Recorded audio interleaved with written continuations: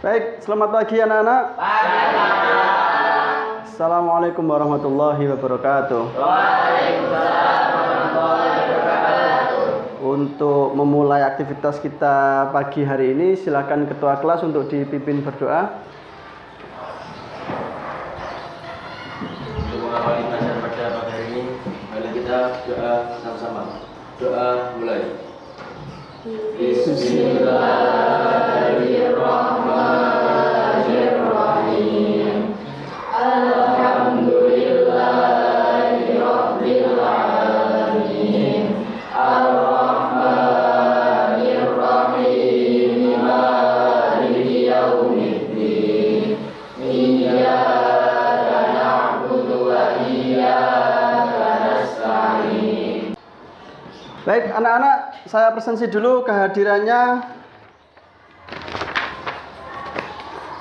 Nanti yang saya panggil namanya angkat tangan, nggih. Dan silakan mengucapkan kondisinya hari ini. Sehat, tidak sehat, bahagia atau sedih atau senang gitu, nggih.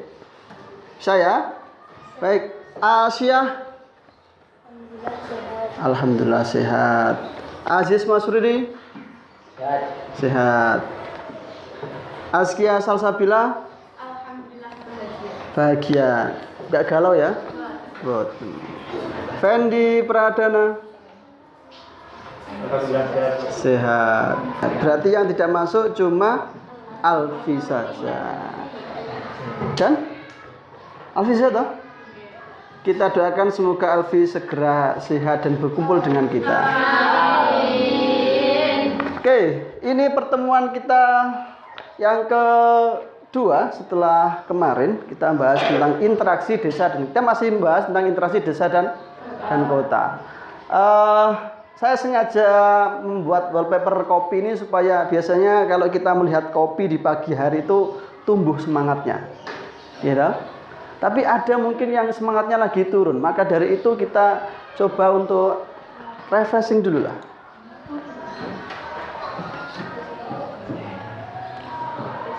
Nah, refreshing dulu. Jika saya bilang door, kalian langsung bahas dengan door. Langsung. Saat itu juga. Door. Nah, jika saya bilang bom, maka saya jawab ah. Langsung juga. Ah. Kan efeknya kan bom kan luas toh. Door kan kecil, pelurunya. Kemudian kalau saya bilang door.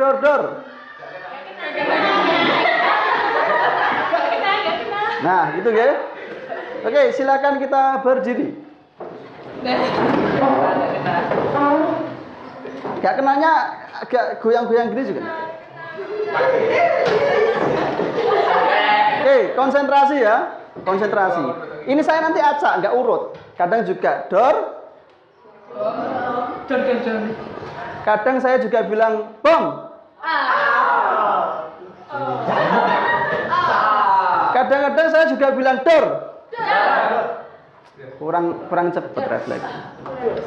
Jadi kalian tuh harus mendengarkan apa yang saya bilang. Ketika saya bilang door.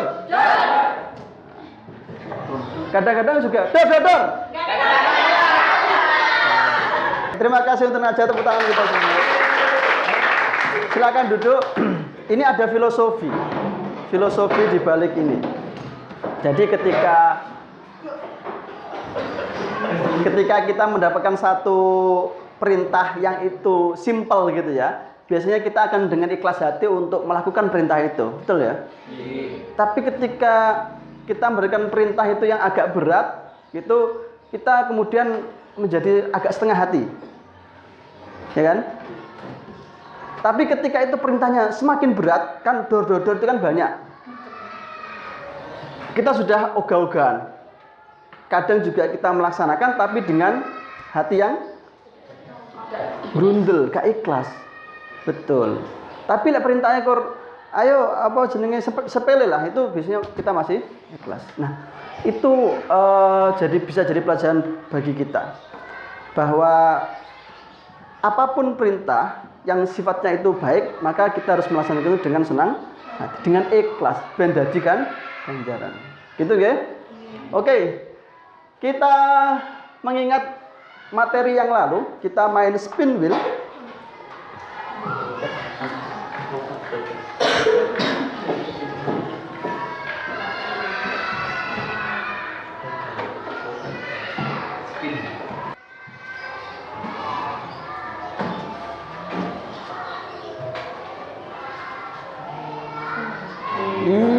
Ya. Beta sama dengan E per V. Silakan angkat tangan. Sabrina. Rumus teori grafik. Digunakan untuk apa rumus teori grafik ini, Sabrina? Indeks konektivitas. Apa yang dibandingkan di rumus ini? Jumlah jaringan sama jumlah layar. E itu adalah jaringan jalan, V adalah jumlah kota. Oke, baik, bagus Sabrina. Selanjutnya,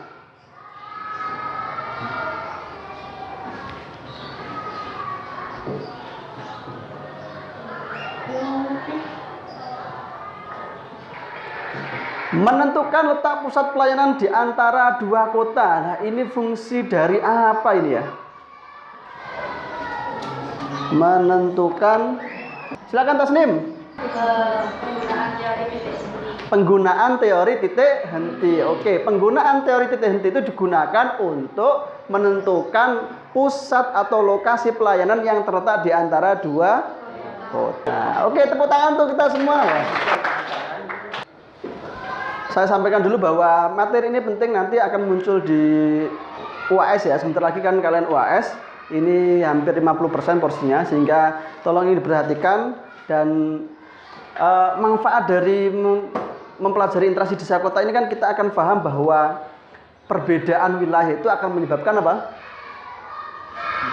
Interaksi umum penunjang tadi ya. Oke, dampak dari interaksi desa dan kota itu adalah adanya peristiwa urbanisasi. Apa Mas Aziz pengertian dari urbanisasi?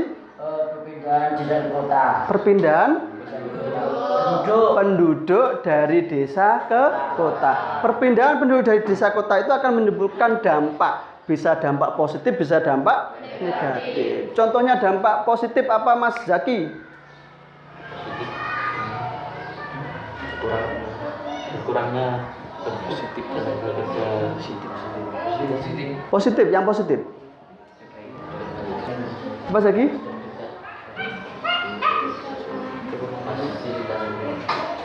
Orang yang urbanisasi karena tinggalnya di kota, maka akan dekat dengan fasilitas umum. Oke. Kalau dampak negatifnya apa, Asia?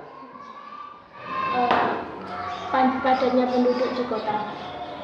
Kepadatan penduduk di kota meningkat. Nah, kepadatan penduduk kota meningkat itu biasanya akan muncul dampak negatif ikutan. Apa itu? Munculnya pemukiman komunitas slum area. Oke, saya ada video tentang urbanisasi ini, silakan ditonton. Video ini adalah video pengantar pada masalah. Kita nanti akan bahas masalah urbanisasi ini. Silakan kalian siapkan alat tulisnya, nanti ditulis data-data yang muncul. Video ini akan menampilkan banyak data tentang urbanisasi, tentang prediksi urbanisasi, tentang dampak negatif urbanisasi. Silakan disiapkan buku tulisnya. Oke, silakan disimak. Fenomena urbanisasi pasca lebaran nampaknya tak akan pernah berhenti atau bahkan sungguh berbeda. Lalu kalau ini dalam ini sebelum pandemi, lalu bagaimana data saat pandemi yaitu sebesar 113.814 orang, meski turun namun jumlahnya masih tetap besar. Dan di tengah merebaknya varian Delta saat itu, saat juga berakhirnya libur lebaran yaitu sebesar 138.740 orang ini ingin berpindah dari desa menuju kota, khususnya di DKI Jakarta. Sedangkan di tahun 2020. Baik, sudah dilihat tadi videonya? Sudah cukup? Oh, kok malah ngantuk Mas Baikal? Boten ya? Urbanisasi membawa dampak, baik itu positif maupun negatif. Ada beberapa data yang bisa kita tangkap dari tayangan video tadi. Prediksi tahun 2025, berarti 3 tahun lagi, sebanyak 68% penduduk akan tinggal di area kota. Dengan laju urbanisasi yaitu sebesar 4% per tahun. Ini lebih tinggi daripada tingkat pertumbuhan penduduk Indonesia saat ini kurang lebih 1,3 atau 1,2% per tahun. Apa solusinya? urbanisasi, maka kita bicara dua wilayah, yaitu sesuai dengan pendekatan kewilayahan. Untuk menentukan solusi, kita tidak bisa hanya memandang satu sisi, baik itu desa maupun kota tok, tapi kita harus memandang dua sisi kota dan juga sisi desa. Desa harus dibenahi, kota pun juga demi. Silahkan kalian berkumpul pada kelompok kalian yang sudah kita bagi kemarin. Ada 10 kelompok ya, 5 ya. Ngetes konsentrasi. 5 kelompok, silakan kalian berkumpul dengan kelompok kalian mulai dari sekarang.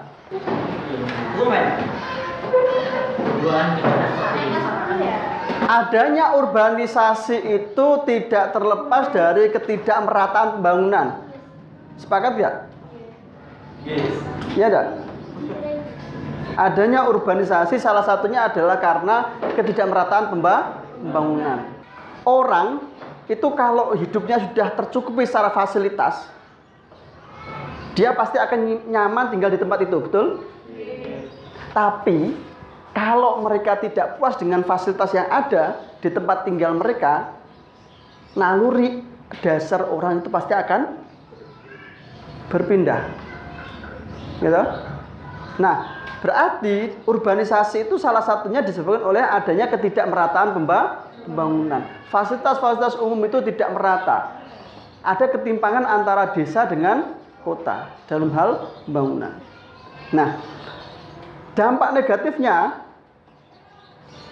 di kota dengan banyaknya orang yang tinggal apa? Banyaknya orang yang berpindah ke kota. Akan muncul apa? Tadi pemukiman kumuh. Nah, sebaliknya di desa semakin banyak orang yang pindah ke kota akan menyebabkan apa? Berarti itu disebabkan oleh ketidakmerataan fasilitas. Nah, saya ingin kalian konsentrasi ke dua masalah itu, yaitu masalah kota, yaitu tentang bagaimana menata kawasan kota. Nah, saya nanti membagi dua kelompok besar, ada kelompok desa, ada kelompok kota. Kelompok kota nanti akan ke Kelurahan Keniten untuk menanyakan tentang, jadi pemerintahan kita itu punya program namanya program Kotaku, kota tanpa kumuh. Itu bagaimana menata kawasan kota supaya tidak muncul slum area atau pemukiman kumuh. Itu milik Kementerian PUPR, Pembangunan Umum dan Perumahan Rakyat, sorry. Nah, sampai nanti yang dapat wilayah kota fokusnya ke arah situ. Bagaimana penataan kawasan kota itu supaya kota tidak menjadi daerah yang kumuh. Yang desa, kelompok desa nanti kalian akan ke Desa Pondok, Kecamatan Babatan. Apa yang digali? Yang digali adalah bagaimana pemberdayaan masyarakat yang sudah dilakukan oleh Desa Pondok itu. Apakah betul ada pemberdayaan masyarakat? Kalau tidak ada pemberdayaan masyarakat, berarti nanti akan sangat mungkin orang-orang yang tinggal di desa itu akan pindah ke kota. Karena mereka merasa di desa itu nggak cukup. Secara ekonomi mereka nggak bisa berkembang sehingga mereka akan pindah ke kota. Bisa dimengerti? Oke, silahkan kalian berdiskusi dulu. Nanti apa yang akan digali pertanyaan-pertanyaannya, berdiskusi dengan kelompoknya. Kalau sudah, nanti kalian berangkat ke Desa Pondok dan juga Kelurahan Keniten. Oke, waktu diskusi dimulai dari sekarang.